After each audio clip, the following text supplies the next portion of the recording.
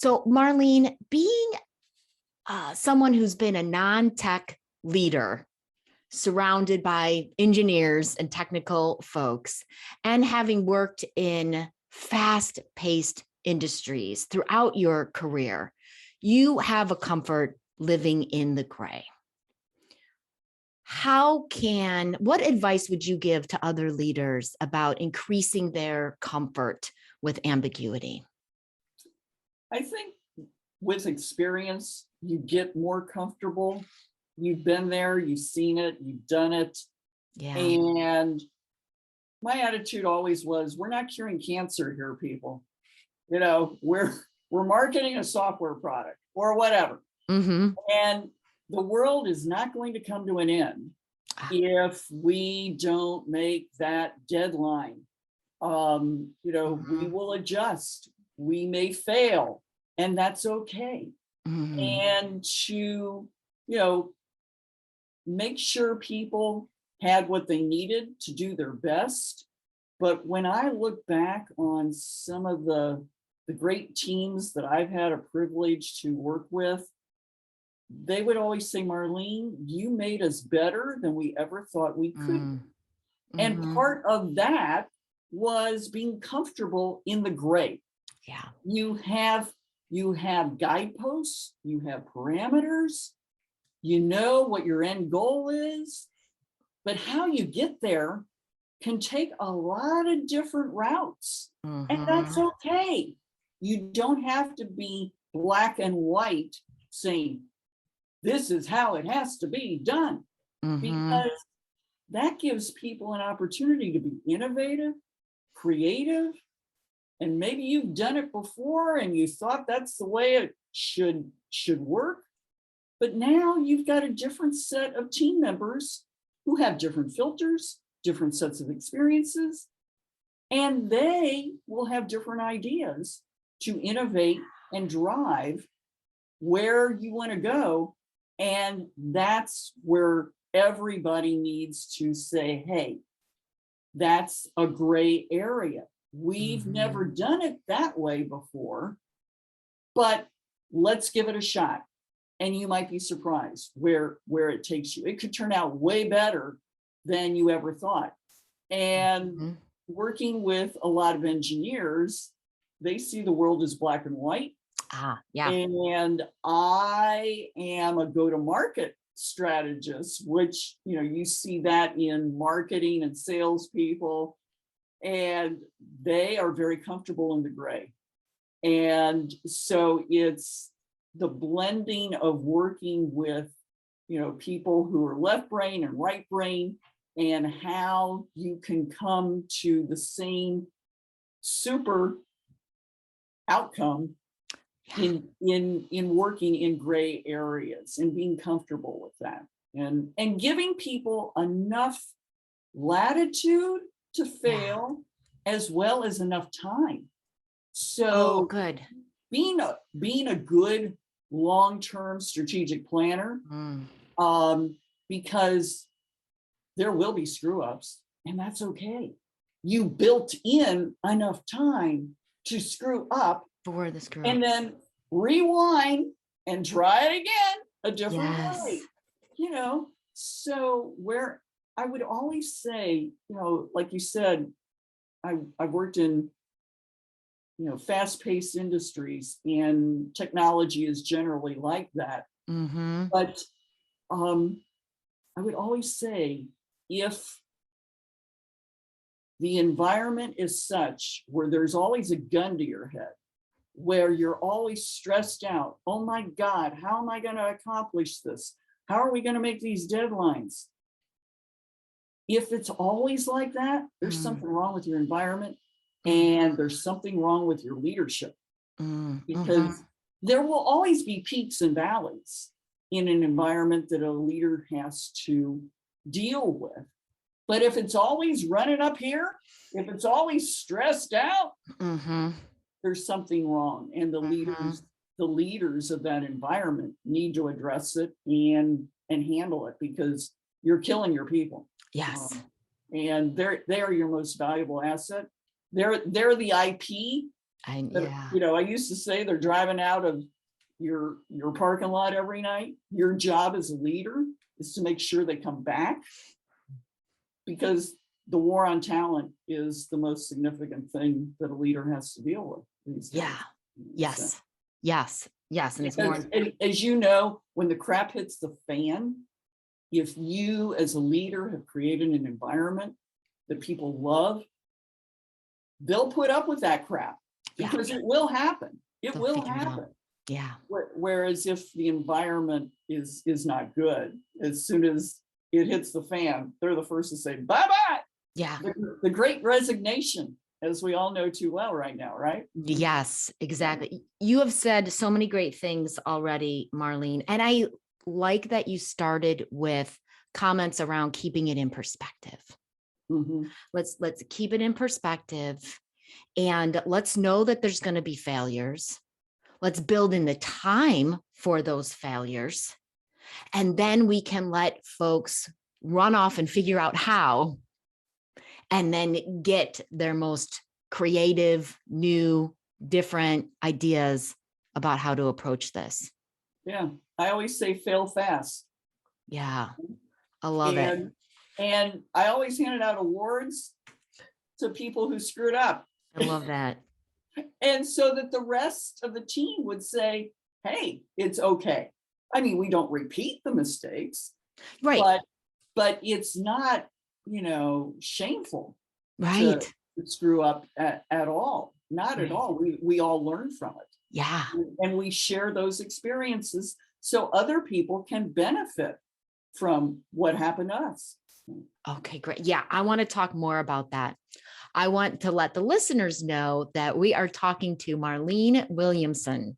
She is an advisor and board director of several technology companies. She was a chief marketing officer for a number of public and private technology companies, including Apple, IBM, Symantec, Hitachi, where her expertise as a global digital strategist resulted in successful IPOs, mergers, and acquisitions to Oracle and Microsoft. Marlene was also CEO and board director of Watermark, the gender diversity organization that promotes the advancement of women in leadership. She has been named Marketer of the Year by the American Marketing Association, Partner of the Year by Yahoo, Innovator of the Year by Google, Outstanding Female Executive in Silicon Valley by the YWCA, and a Woman of Influence in Silicon Valley by the San Jose Business Journal. It's an honor to have you with us, Marlene. Thank you for being here. It's great to be with you, Amy. Yeah, and we'll continue the conversation.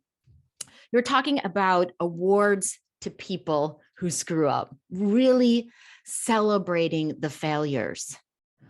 What was the impact of doing that, Marlene? Because we hear about leaders like, how do we make it comfortable with failure? I don't see many leaders taking it to the level that you just described. Let's celebrate it. Let's have an award. What was the impact of that? How did it shift the perspectives in the environment? The impact was more risk taking. And too many people are scared to take a risk. Mm-hmm. And that's one of the things I love about working in technology, is because the technology would make the world a better place, but in order to keep the technology improving, you had to always keep taking risks and trying different things. Mm-hmm. And when you get successful, that's when the risk taking slows down. Yeah. And because there's more to fail. Yes. And that's scary. That's scary for a lot of people. Mm-hmm. And so I always wanted to create that new startup feel within an older, established, successful environment. Never forget our roots. Yes. Where we felt comfortable and it was okay to screw up. And And, I always encourage people to look outside of their industry, look at the competition. What did they do to screw up? How can we learn from it? And it gave people it wasn't this sense of dread that, oh my God, I'm going to be fired, if something wrong happens. That's not the environment any leader wants to create. You don't want to create this fear in people.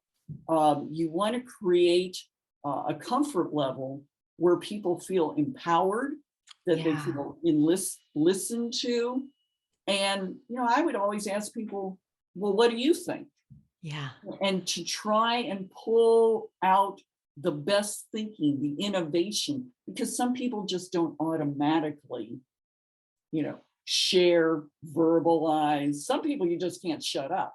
But you want to make the people, everybody in the room, feel like they are heard, and you want them to verbalize what they think, so that you as the leader don't feel like you're driving the bus. You want other people to help you drive the bus. Yeah. And that's where you grow future leaders. Nothing makes me happier than to stand in the back of the room watching a team member up front on stage delivering the message. I'm the biggest cheerleader in the back of the room. That's the highlight of my day, and growing the future leaders. And part of doing that is being a risk taker and taking chances and celebrating failures as well as wins. Yeah. Yeah. That's great. Yeah. How do we give all team members time and ways to verbalize their ideas? I feel like so many structures in our workplace, the way that meetings can unfold, are designed for the extroverts who process out loud and have those ideas at the tip of their brains and the tip of their tongues and feel comfortable articulating it in that moment. What about our folks who need some process time? Yes. And there's brilliance there. Just give them a heartbeat. That reminds me, Amy, I was one of those people, when I look back on my own career, I didn't talk enough. I didn't talk enough. And I think a lot of women felt that way. There are plenty of people we've all worked with, was like, they could talk a million miles per hour, and then you sit there and you're listening, and it's like, they're really not saying anything. They're just yapping, flapping their jaws. And I worked with a wonderful woman who told me about, some people think to talk and some people talk to think. Yes. And I'm the former. I think to talk. And I like to think that after I've given it some thought, what comes out of my mouth is worth listening to. Yes. Maybe not always, but I always say that superstars crave feedback.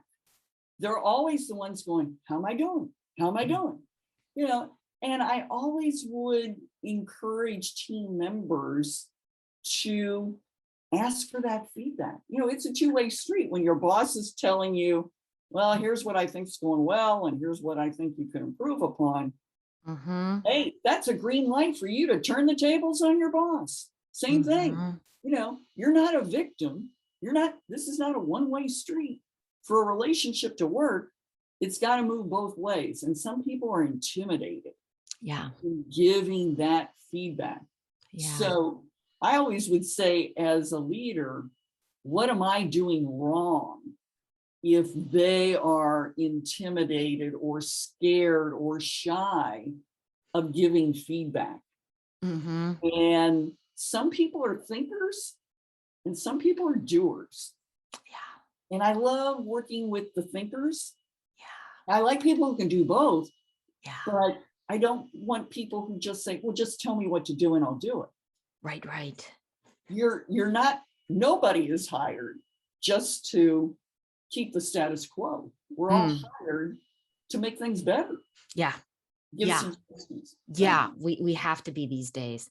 That is a really good point. How do all leaders invite and make sure that they're getting that true feedback from all of the team members, right? And open to that feedback sounding different from each Yeah. individual, because what does that individual need? What's working for them? What's not working for them? So that they can bring, so we can bring out their best performance and their best ideas. Mhm. Yeah. Really great. Yeah. Yeah. You also, I love that you said, how do you keep that startup feel in an organization over time? I haven't heard someone state it quite like that. And yeah, keep that. And I can just feel it, right? That energy that you have in a startup. We've got to go for it. We've got to come up with the next idea. We got to try something new. And over time, that means you're still implementing and riding the wave from the last great idea.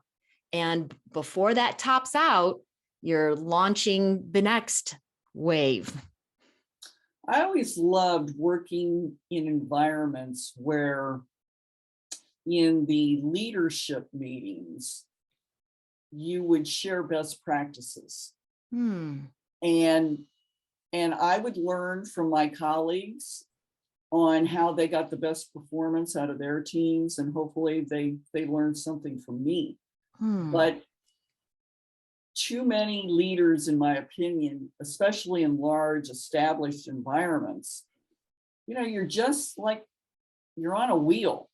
You get messages and policies and recommendations, and it's like, okay, well, I guess this is the rules of the road that have come down from on high. But I do think leaders at every level have an obligation to be creative and innovative and take some latitude within the confines of the corporate environment. Sure. Of trying new things and being creative and innovative that will give you the best results out of your team. And then sharing those with your colleagues who go, oh, that's a great idea. Can I steal that? I love that. Yeah. That's what I would always do with my competition. It's like, ooh, look at what they did. Let's put a bow on it and some lipstick and try it on our own, or yeah, if we make this tweak, it can work here. Exactly. I say steal from the best. Yeah. No. Even outside of your industry, something that you wouldn't, it's like, ooh, if we did this or this, we could probably apply that to our business. Yes. I love that simple concept. Share leadership best practices. You and I have talked before about some of the most powerful leadership development programs have group sessions where skill building is happening. And then they have those smaller peer group learning sessions where you are sharing those best practices and you're hearing how different leaders approach leadership in different ways. And you get those ideas. Yeah, you need to be a visionary. You need to see the world as half full. You need to get people excited. You need to amp it up. Yeah. And not in a phony way, because all leaders have to deliver bad news at times. But it's how you deliver it so that people feel like, okay, we're going through a really crappy period right now, but here's what we can do to get out of this and continue on our path of seeing a brighter future, a brighter vision. Nice. And that's what gives people hope. Yeah. That it's like, oh, I want to get out of here. No, yeah. They realize that this is a normal process, that not everything is super duper all the time. It's Yeah. called work. It's not called play. It is. It is. I do believe that leaders have a better chance of meeting their full potential when they're embracing their strengths, when they're embracing their style. And something I'd love to ask you in particular, Marlene, because you were talking earlier about how you were a non-tech leader, more comfortable with the gray than the leaders that were around you. I work with many leaders who find themselves, it might not be the specifics of your situation, but they have a different style than those around them. Anything you can offer about staying true to our own style when the majority of leadership style looks and feels different than our own? How do we stay in our unique gifts and still bring the unique value, the unique perspective that we can? Yeah, that's a great question, Amy.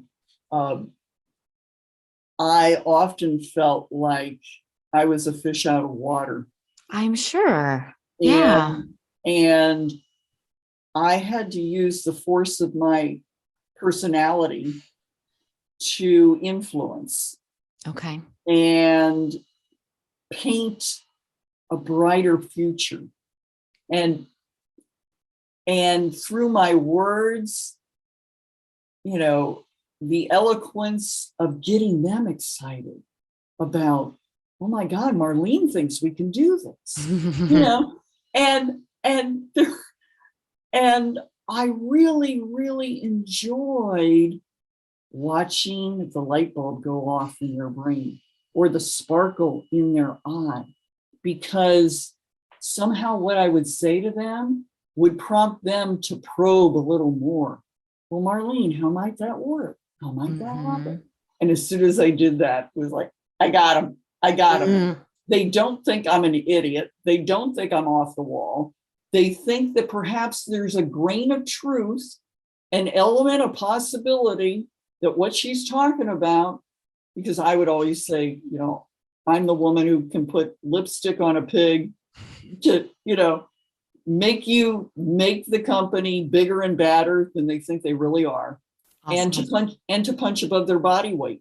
And to not do it in an oily, slimy way that it's like she's bullshitting us, but grounded in reality. And so I really worked hard at, not just in a group, but one-on-one with people, to really find out what their concerns were, why they didn't think it would work. And because oftentimes I would be the first leader who would come into that very technical environment to show them that it's not necessarily the product that's going to win you market share, get your IPO, increase your revenues.